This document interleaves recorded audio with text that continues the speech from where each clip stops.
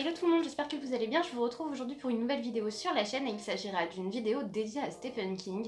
Donc dans un premier temps, on va rapidement parler de l'auteur, même si je pense que vous le connaissez tous. Ensuite, je vous donnerai mon avis sur deux livres que j'ai lus récemment, donc Marche ou crève et Running Man, que j'ai beaucoup apprécié, mais je vous en dirai plus par la suite. Et enfin, dans un troisième temps, je vous présenterai 4 ou 5 livres, je ne sais plus exactement combien j'en ai noté, qui me font particulièrement envie et dont j'ai entendu énormément de bien. Vous êtes prêts ?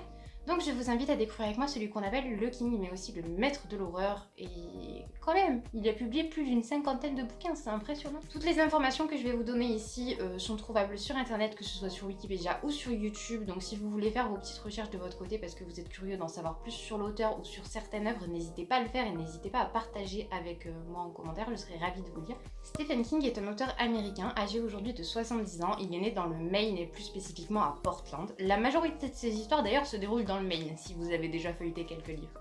On estime aujourd'hui qu'il aurait vendu plus de 350 millions de livres à travers le monde. 350 millions les gars, je vous laisse imaginer le truc. Il a été très souvent critiqué faute de style trop familier, de descriptions trop longues, de livres qui prennent trop de place pour finalement dire peu de choses et pour son amour du blog.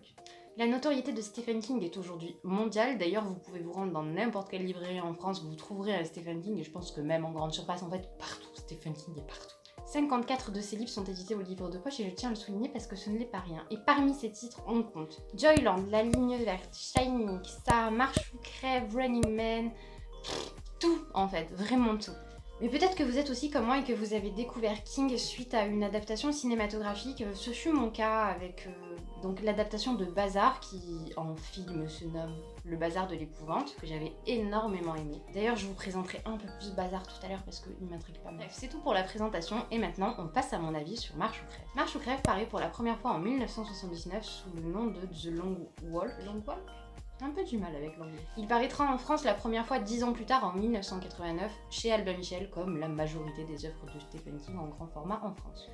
Dans ce livre, nous suivons Garrity, un adolescent natif du Maine. Donc encore une fois, comme je vous le disais en présentation, très souvent dans les histoires de Stephen King, on se retrouve dans le Maine. Garrity s'inscrit pour participer à la Longue Marche qui a lieu tous les ans le 1er mai. La Longue Marche, c'est une marche, oui merci on sait, qui chaque année voit se réunir 100 jeunes personnes de moins de 18 ans pour concourir et pour gagner de l'argent, mais aussi tout ce qu'ils veulent. Dit comme ça a plutôt l'air sympa, sauf que si vous ne répondez pas à certaines des exigences des organisateurs de la course, vous êtes tout bonnement tué de sang-froid. Durant cette marche, il est donc impossible de s'arrêter et vous ne pouvez pas descendre en dessous de 6,5 km/h. Si vous le faites, vous recevez un premier avertissement. Au bout de 3 avertissements, vous êtes tué. Et le pire, c'est que les gens s'inscrivent volontairement. Il ne peut y avoir qu'un seul gagnant, et c'est donc celui qui reste debout le dernier. Donc je vous laisse imaginer comme c'est sympa comme ambiance. Voilà.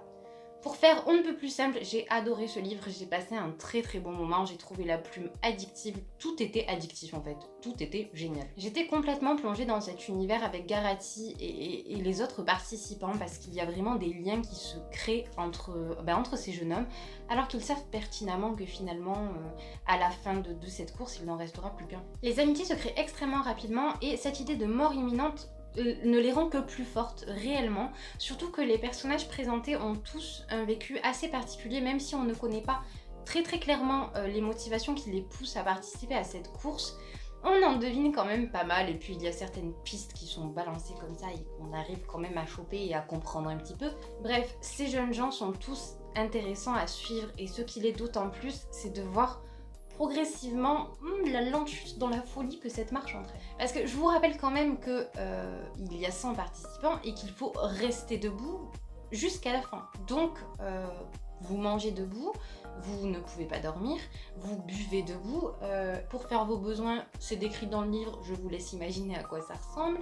Et en plus de ça, chaque fois que vous approchez d'une grande ville, en fait, il y a une espèce de foule compacte qui prend vraiment une identité à part entière dans ce livre lorsqu'elle est décrite, qui vous oppresse très clairement. Autant dire que le confort n'est absolument pas au rendez-vous et lorsque vous lisez ce livre, vous avez vraiment cette sensation d'oppression. Je me suis personnellement sentie très mal, j'ai eu mal aux pieds, j'ai eu juste envie je sais pas en fait, je gigotais dans tous les sens et en même temps j'avais juste envie de me poser, de me dire combien de temps j'aurais tenu dans un contexte pareil parce qu'on se pose la question. Ce livre, je l'ai découvert grâce à Marion du compte Instagram Marion Readings Books. Et d'ailleurs, si vous avez l'occasion, n'hésitez pas à aller voir sa chronique parce qu'elle est très complète et très intéressante.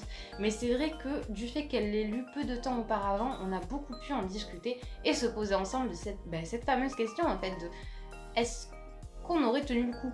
Parce que honnêtement, moi j'en suis pas sûre. Au-delà des ampoules, des crampes qui prennent des proportions absolument gigantesques, on a aussi toute la pression psychologique que cela entraîne. Parce que voir petit à petit ses camarades tomber, c'est quelque chose d'assez rude. Et même lorsqu'on ne connaît pas les personnes, c'est très très difficile de s'imaginer confronté à ça durant une marche qui ne s'arrêtera jamais en fait finalement. C'est soit on marche, soit on meurt de toute façon. Durant tout le livre, vous avez les recommandations qui ont été faites au préalable aux candidats par les organisateurs. Et en fait, ces recommandations, ça va de on vous déconseille de fumer si vous êtes fumeur durant la longue marche, parce que c'est mieux, à faites en sorte de préserver votre énergie. Ces recommandations nous rappellent que cette longue marche, c'est toute une mise en place qui est médiatisée, qui est suivie par des millions de personnes, et ces recommandations sont vraiment là pour faire en sorte que le spectacle se passe bien. Les moments de rencontre avec la foule étaient absolument oppressifs, c'était insupportable pour moi qui en plus n'aime pas trop la foule, quoi, soyons clairs. C'était un très bon livre, j'ai trouvé que la plume de Stephen King, bien qu'elle soit extrêmement simple, c'était mon premier Stephen King et je ne m'attendais absolument pas à ça, était très juste. Je la trouve vraiment très juste. Je trouve que la simplicité de la tournure des phrases met très très bien en valeur la complexité du récit, et ça c'est quelque chose que j'apprécie particulièrement. Je trouve que l'inverse est bien plus frustrant, ne pas avoir d'histoire et avoir un beau style, ça fait pas lire un livre en entier, qu'on soit clair, alors que là, le livre, vous le dévorez. En bref, je vous recommande vivement Marche ou Crève et je vais maintenant passer à Running Man parce que sinon la vidéo ne finira jamais. Running Man a été publié en 1982, il s'agit d'un roman d'anticipation qui met en scène une société décadente et qui surmédiatise absolument tout. En 2025 aux États-Unis, un jeu fait fureur, il s'agit de La Grande Track, c'est un jeu très très médiatisé et qui fait une certaine audience. Dans ce jeu, vous pouvez suivre un homme qui est poursuivi pendant 30 jours par des tueurs et il doit leur échapper. Pour gagner, en fait, pour avoir la récompense, il doit survivre 30 jours. C'est ainsi que nous rencontrons Ben Richards, un chômeur qui s'inscrit en fait pour sauver la vie de sa fille, puisque dans cette société, je vous laisse imaginer que les différences sociales, ça ne s'est pas arrangé, et que il n'a clairement pas les moyens de payer un traitement décent pour sa fille, et que petit à petit, il sent qu'elle va partir, quoi. C'est bien évidemment en désespoir de cause qu'il finit par s'inscrire à la Grande Track. Il réussit avec succès les épreuves psychologiques et les épreuves physiques et se voit donc le candidat de la Grande Track. La track commence dans les rues de Co-op City. Dans cette histoire, nous allons donc suivre toutes les péripéties de Ben, ses rencontres, ses chutes, ses désillusions, ses espoirs aussi. C'est très très fort et là c'est pareil, on est encore dans un climat hyper oppressif, hyper oppressant. Personnellement j'y ai vu, et d'ailleurs ça s'est confirmé lorsque j'ai fait mes recherches par la suite sur Wikipédia, j'y ai vu pas mal de références à 1984, notamment cette présence constante des médias en fait, qui rappelle quand même beaucoup Big Brother, la télé partout, dans chaque logement. On est vraiment dans une société totalitaire comme ça peut être le cas dans 1984, et en plus de ça c'est Wikipédia qui me l'a fait remarquer, à un moment de cette histoire, Ben est à bord d'un avion et cet avion porte le numéro 1984. Alors ça fait quand même pas mal de coïncidences. Au sein de la Grande Track, le spectateur joue également un rôle puisque n'importe qui peut croiser Ben vu que son périple se passe à travers tous les États-Unis et choisir en fait de l'aider ou de pas l'aider du tout, qu'on soit clair. Ce récit dénonce vraiment toute la violence dont l'homme est capable, mais je trouve qu'elle met quand même vachement en avant le côté pervers de l'homme, ce côté extrêmement curieux, qui va vraiment s'intéresser à tout ce qui est extrêmement glauque en fait, parce que quand même je trouve que être spectateur d'une émission comme celle-là,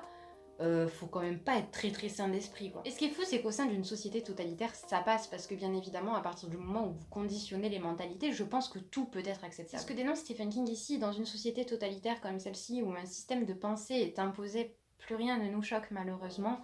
Et pourtant, je vous assure que quand vous lisez cette histoire, l'histoire de la Grande Track, ça vous met quand même pas mal à l'aise. J'ai beaucoup aimé ce livre, j'ai trouvé effectivement qu'il y avait quelques similitudes avec Marche ou Crève, même si lors de ma lecture, je n'ai absolument pas ressenti la même chose. Beaucoup de personnes sur Instagram m'ont dit qu'il y avait un espèce de lien entre ces deux livres pour elles. Je suis d'accord, au sens où effectivement, il y a une émission de télé qui présente des participants, etc., etc. Tout ça, oui, effectivement, c'est très similaire. Par contre, dans Marche ou Crève, on reste dans un flou constant. Il n'y a pas de critique de la société, même si... Oui, effectivement, enfin en fait comment dire, il y en a une mais elle est dissimulée dans Running Man, c'est pas du tout le cas, c'est vraiment ce qui est mis en avant et c'est vraiment ce qui est dénoncé, je pense que ça n'a rien à voir. Pour moi Marche ou crève va vraiment s'apparenter à un roman de suspense ou de thriller psychologique, tandis que Running Man ce sera vraiment un roman d'anticipation, une espèce de dystopie. Donc pour conclure sur ce livre-ci, je vais vous dire que je l'ai beaucoup aimé, que je vous le recommande également, même si je vous recommande quand même de commencer par Marche ou crève. J'espère que la vidéo est pas trop longue parce que maintenant je voulais vous présenter ces livres de Stephen King qui me font vraiment... Je vais pas vous en dire plus, simplement 2-3 anecdotes et un petit résumé qui vous donnera peut-être envie à vous aussi de découvrir ces livres. J'ai oublié de vous dire, mais Stephen King a quand même confié qu'il avait écrit le premier jet de Running Man en une semaine. Je sais pas vous, mais moi en une semaine si j'écris un truc ça donne pas du tout ça. Je vais vous faire un top en fait des livres qui me tentent le plus. Je commence en 4ème position par ça. Ça, c'est l'histoire d'un groupe d'amis qui se retrouvent 27 ans plus tard à Derry, ville où ils ont grandi et où ils ont connu l'horreur, puisque 27 ans auparavant, un jeune garçon s'est fait déchiqueter vivant. Ça a été adapté à plusieurs reprises, il y a d'ailleurs une adaptation qui est sortie l'année dernière, il me semble, je vous mettrai une affiche juste là si vous souhaitez la voir, même si je pense que c'est difficile d'être passé à côté parce qu'elle était absolument partout. Il est également disponible en livre audio sur Audible et c'est franchement un des livres audio qui me tente le plus parce que je trouve que la voix est parfaite. Bon, juste pour le petit plus, Stephen King a dit que l'idée de ça lui était venue en traversant un pont, puisqu'en traversant un pont, il a pensé aux trolls qui vivaient sous les ponts, et il s'est dit qu'il voulait faire une histoire à partir de ça, et il s'est dit que dans cette histoire, le monstre vivrait dans les égouts. Le mec a quand même énormément d'imagination. En 3ème position, je mets Bazar. Comme je vous en parlais au début de la vidéo, j'ai découvert Stephen King avec Le Bazar de l'épouvante, qui est donc l'adaptation tirée du livre. Quand j'étais petite, j'avais adoré cette histoire, et pourtant, franchement, je l'ai revue il y a quand même bien 6-7 ans, mais c'était pas mal effrayant quand même. Hein. Je trouve que j'aurais pas dû regarder ça si jeune. Donc, dans la ville imaginaire de Castle Rock, ville que d'ailleurs Stephen King utilise à de multiples reprises dans ses œuvres, une boutique assez étrange vient d'ouvrir ses portes, donc c'est le bazar des rêves il me semble, et dans cette boutique on vous propose d'acheter absolument tout ce que vous voulez à partir du moment où vous acceptez d'y mettre le prix. Le rêve tourne très vite au cauchemar comme vous vous en doutez, parce que quand on vous propose quelque chose comme ça, en général il y a forcément quelque chose qui va déconner à un moment donné. Là de l'histoire même, ce que j'ai envie de retrouver c'est le côté description des petits villages avec leurs mœurs, l'esprit hyper communautariste et tout, j'ai trop envie de retrouver ça. Je vous mettrai une petite image de l'adaptation juste là, alors il a peut-être bien vieilli, mais moi je l'aimais beaucoup. En 2ème position, je vais mettre Cimetière, publié en 1983, et l'idée de ce livre est venue à Stephen King quand il s'est réinstallé dans le Maine et que le chat de la famille s'est fait renverser par une voiture et qu'il s'est dit tiens, et si le chat revenait à la vie? Et pour vous dire, Stephen King lui-même a estimé que ce livre était très sinistre et il ne voulait même pas le faire publier. Ça présage du bon. Dans cette histoire, nous suivons Louis Creed, médecin de Chicago qui revient s'installer avec sa famille dans le Maine, et lorsqu'il se réinstalle, leur voisin leur propose de visiter le cimetière d'à côté, qui voit en fait enterrer tous les animaux de compagnie. Au-delà du cimetière se trouve la terre des Indiens, une terre interdite mais non moins séduisante, et voilà, j'en sais pas vraiment. Ce que je sais c'est que l'horreur va déchirer les Creed, la famille va être frappée par l'horreur quoi, mais je ne sais pas vraiment dans quelle mesure et je ne veux pas le savoir avant de lire le livre. Quoi qu'il en soit, si vous avez lu ce livre, n'hésitez pas à me donner votre avis en commentaire, je serais ravie d'en discuter avec vous. Et en plus, sur Instagram, il y a pas mal de personnes qui m'ont dit qu'elles avaient arrêté leur lecture en cours de route parce que c'était quand même vraiment sinistre. Et le livre de Stephen King qui me fait aujourd'hui le plus envie, c'est Salem. Salem est publié en 1975 et il s'agit du 2e roman de Stephen King, et lui-même reconnaît un lien certain entre Dracula de Bram Stoker et cette œuvre-là. En fait, avant d'écrire ce livre, Stephen King était professeur et il s'était rendu compte que lorsqu'il enseignait Dracula, ça passionnait quand même pas mal de personnes, et il s'est dit que ce serait bien de remettre un petit peu au goût du jour cette histoire-là. Même si ce n'est clairement pas une réécriture de Dracula, il y a quand même une inspiration certaine. Le personnage principal de cette histoire est écrivain et il décide de revenir sur les lieux de son enfance des années après en être parti pour trouver l'inspiration. Jeune, il a assisté au suicide d'un des habitants de ce village. Ben Mears va progressivement se lier d'amitié avec certains habitants du village et il va se rendre compte que quand même il se passe pas mal de trucs bizarres, notamment des disparitions, des morts inexplicables, bref, tout un truc.